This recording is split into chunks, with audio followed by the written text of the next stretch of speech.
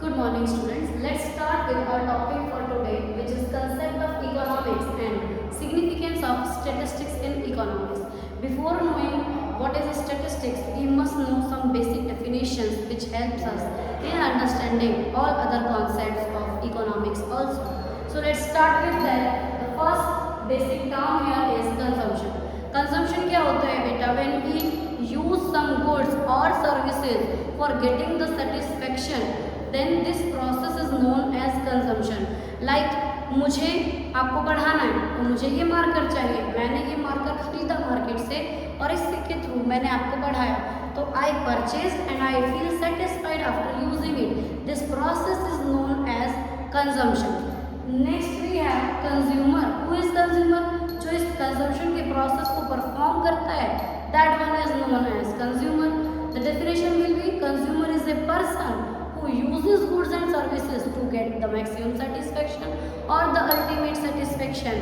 So let me repeat it again. Consumption क्या था? Consumption एक process था जिसमें goods और services को use किया जाता है ताकि हमें satisfaction मिले. और consumer कौन है? जो इस process को perform करता है. तो consumer एक person है और consumption एक process है. एंड इन दोनों में ही क्या हो रहा है? हम goods और services को यूज कर रहे हैं ताकि हमें सेटिस्फैक्शन मिल सके. Next we have production. What is this production? जैसे कंजम्पशन एक प्रोसेस था, वैसे ही प्रोडक्शन भी एक प्रोसेस होता है. इसमें रॉ मटेरियल खरीदता है प्रोड्यूसर, फिर उस पर कुछ प्रोसेसिंग, कुछ वर्किंग करता है एंड देन उसको फाइनल गुड्स एंड सर्विसेज में कन्वर्ट कर देता है. जैसे कि suppose I am a producer, मैं एक प्रोड्यूसर हूँ, मेरी एक फैक्ट्री है जिसमें हम बेंचेस, फर्नीचर्स बनाते हैं. तो हम क्या करेंगे? हम पहले रॉ मटेरियल खरीदेंगे, लकड़ी, फिर उस रॉ मटेरियल को शेप देंगे, कटिंग्स करेंगे, कलर करेंगे, पेस्टिंग करेंगे, कीलों से ठोकेंगे, मतलब कीले लगाएंगे उसके अंदर.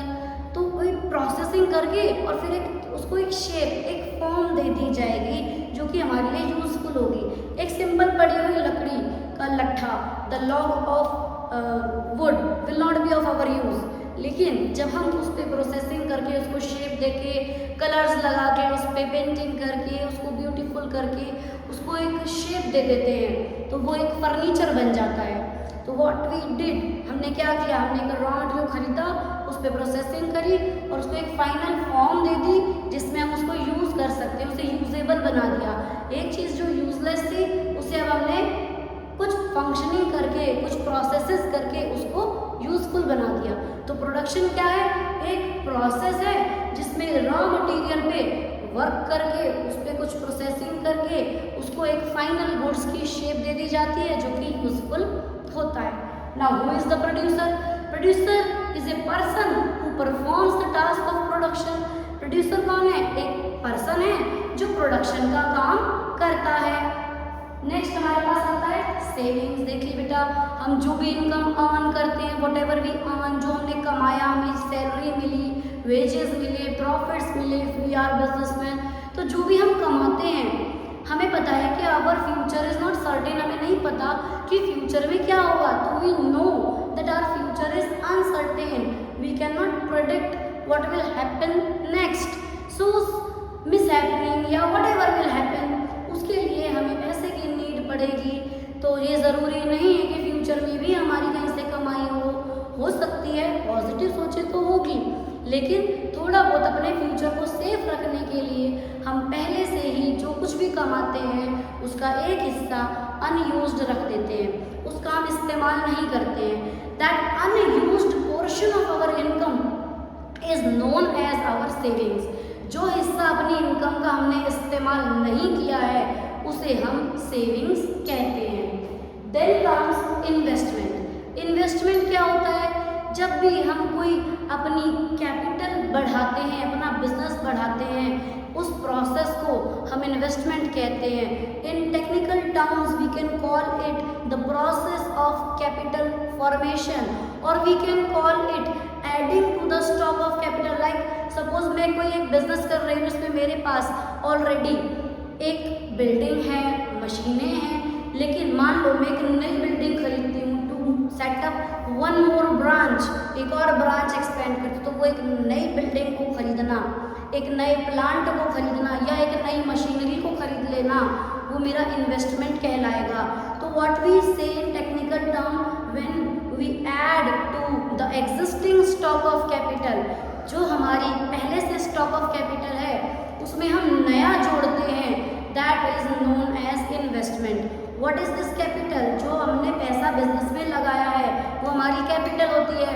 अगर हम और एडिशनल लगाते हैं तो वो हमारी और इन्वेस्टमेंट हो जाती है, और उस पैसे से हम कोई असेट्स खरीदते हैं, कोई लाइक लैंड खरीद लिया है, कोई बिल्डिंग, कोई मशीनरी, कोई व्हीकल खरीद लिया है, कोई ट्रांसपोर्ट का मीन खरीद लिया है, तो that will be known as our investment. What next here is economic activity.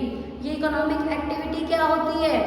देखिए, कुछ एक्टिविटीज़ ऐसी होती हैं जो हम इमोशंस में परफॉर्म करते हैं, like our mother cook food for us, हमारी मम्मी हमारे लिए खाना बनाती है, वो हमारे लिए इमोशंस में खाना बना रही है, उसके बदले में वो हमसे पैसा नहीं लेती हैं। लेकिन अगर आपकी मम्मी या आपके पापा या आप भी किसी बड़े रेस्टोरेंट के मालिक को, आप रेस्टोरेंट ओपन करते हो, आप वहाँ पे आप मान लो आपने शेफ़ रखा हुआ है, वो शेफ़ जो काम कर रहा है, जो खाना बना रहा है, उस खाने के बदले में, उस खाना बनाने के बदले में आप उसे एक सैलरी देते हैं, तो वो एक इकोनॉमिक एक्टिविटी हो जाती है।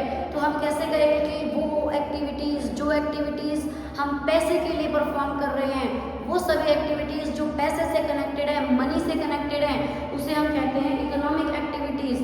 And rest activities which are not related with money, those are known as non economic activities. Next what we have economics. Economics क्या है? ये तो हमारा सब्जेक्ट ही है। तो इकोनॉमिक्स में बेसिकली हम क्या पढ़ते हैं? इकोनॉमिक्स जो होती है वो सारे इकोनॉमिक एजेंट्स जो हैं, जैसे प्रोड्यूसर है, गवर्नमेंट है, कंज्यूमर है, ये सभी इकोनॉमिक एजेंट अपने लिमिटेड रिसोर्सेज का कैसे इस्तेमाल करते हैं कि उन्हें मैक्सिमम से मैक्सिमम सेटिस्फेक्शन मिले, इस सारे की स्टडी जब हम करते हैं, that is known as economics. तो what we can say in technical terms that economics is the study of scarce resources. Scarce means limited resources. That how does a human being or an economic agent uses their economic resources, scarce resources, to get maximum satisfaction. That is economics. Next what we have economic problem. अभी मैंने आपको कहा कि economics में हम ये पढ़ते हैं कि इकोनॉमिक्स एजेंट्स जो हैं, इकोनॉमी के एजेंट्स जो हैं, जैसे कि कंज्यूमर है, प्रोड्यूसर है, गवर्नमेंट है, इनके जो रिसोर्सेज होते हैं वो स्कार्स हैं, लिमिटेड हैं, लेकिन उनकी वांट्स क्या होती हैं? अनलिमिटेड होती हैं। आप खुद से एग्जांपल लेके चलिए, सपोज करिए कि आप कहीं पे जॉब करते हैं, आपको एक फिक्स सैलरी ही मिलती है, हम कहीं पे जॉब करते हैं, या कोई भी बंदा कहीं पे जॉब करता है या कोई बिजनेस भी करता है, तो एक लिमिटेड इनकम ही उसे मिलती है, एक लिमिटेड प्रॉफिट ही वो कमाता है। लेकिन जो उसकी इच्छाएं हैं, जो उसके डिज़ायर्स हैं, उनको वो बहुत ज़्यादा लेकर के चलता है। आप अपना एग्जांपल लीजिए कि आपकी इच्छा हो सकती है कि आपके पास एक 5 मंजिला घर हो, या आपके पास एक बड़ी लग्जरी कार हो, लेकिन उसको लेने से पहले आपको अपने रिसोर्सेज देखने पड़ेंगे कि क्या आप उसे खरीद सकते हैं।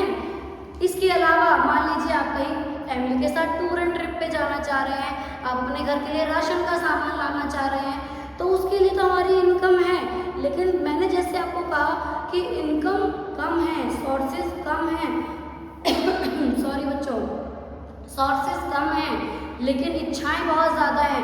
हर इंसान की कुछ बेसिक नीड भी हैं, कुछ सोशल नीड्स भी हैं, कुछ उसकी ऐसी डिज़ायर्स हैं कि वो अपने आप को बहुत ज़्यादा रिच मानता है कि मेरी ये भी इच्छा पूरी हो जाए, मेरे पास गाड़ी भी हो, बंगला भी हो, मैं वर्ल्ड का टूर कर लूँ। तो ये बहुत सारी इच्छाएं हैं हमारी। आज कोई इच्छा पूरी हो जाती है, कल एक नई इच्छा आ जाती है हमारे मन में, लेकिन हमारे रिसोर्सेज के बेसिस पे हम वो सारी इच्छाओं को फुलफिल नहीं कर सकते हैं। तो हमें किसी एक या कुछ इच्छाओं को पहले प्रायोरिटी देनी पड़ती है, उन्हें चूज़ करना पड़ता है, और फिर पहले हम उन्हें फुलफिल करते हैं, फिर हम नए रिसोर्सेज जनरेट करने का वेट करते हैं, and then we try to fulfill our next needs और नेक्स्ट वांट्स और नेक्स्ट डिज़ायर्स।